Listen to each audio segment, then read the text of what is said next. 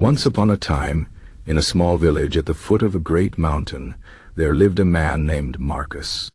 Marcus was not an extraordinary man by any means. He was not the richest, the strongest, or the wisest in the village. But he carried a weight on his shoulders that made his steps heavy and his nights restless. That weight was regret. Years ago, Marcus had made a choice. His father had fallen ill, and the family needed money for medicine. Marcus had a small piece of land, the only thing of value he owned. A merchant from a nearby town offered to buy it for a good price, but Marcus hesitated. He loved that land. It had been in his family for generations. He waited, hoping his father would recover without the need for such a sacrifice. But his father grew worse, and by the time Marcus finally agreed to sell, it was too late. His father passed away, and the land was gone. From that moment, regret became Marcus' shadow. If only I had sold the land sooner, he would whisper to himself at night. If only I had been wiser, faster, stronger. The thought ate at him. He avoided the empty plot where his land once stood. He could not bear to see another man's crops growing there. His days were filled with what-ifs, and his heart grew heavier with each passing season.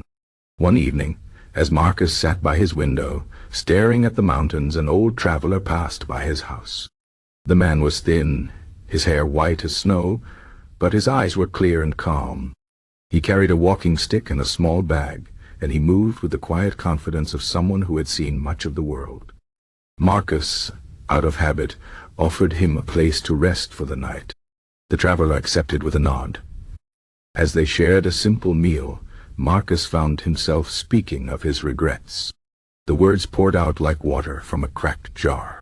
He spoke of his father, the land, the choices he wished he could undo. The old man listened in silence, his gaze steady. When Marcus finished, the traveler took a slow breath and said, "You carry stones that do not belong to you." Marcus frowned. "What do you mean?" The old man leaned forward. "The past is like a river. Once the water has flowed, you cannot catch it again. The land is gone. Your father is gone. These things cannot be changed. But you are still here. And every moment you spend clutching those old stones is a moment you do not spend building something new." Marcus shook his head.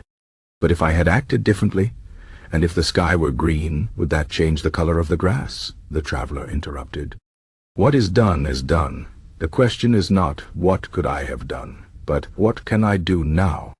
That night Marcus lay awake, turning the traveler's words in his mind.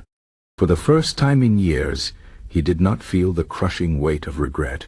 Instead, he felt something else, a quiet understanding. The past could not be changed, but the present was still his. The next morning, the traveler was gone, leaving only a small book on the table.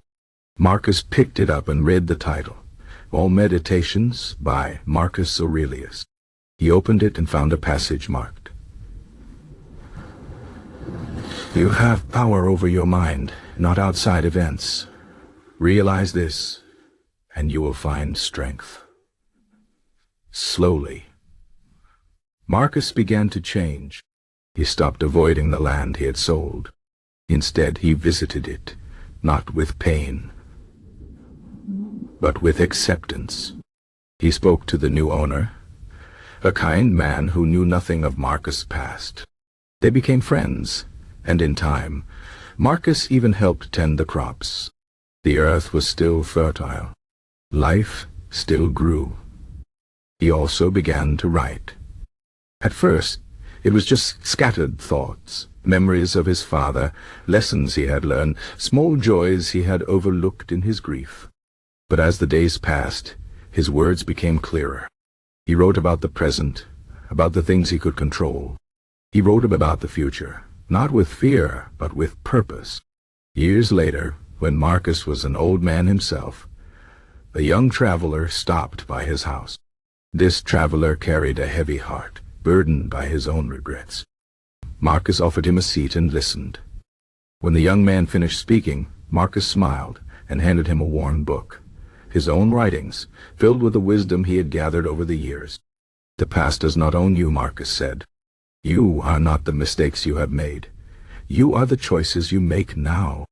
The young man took the book, his eyes uncertain but hopeful.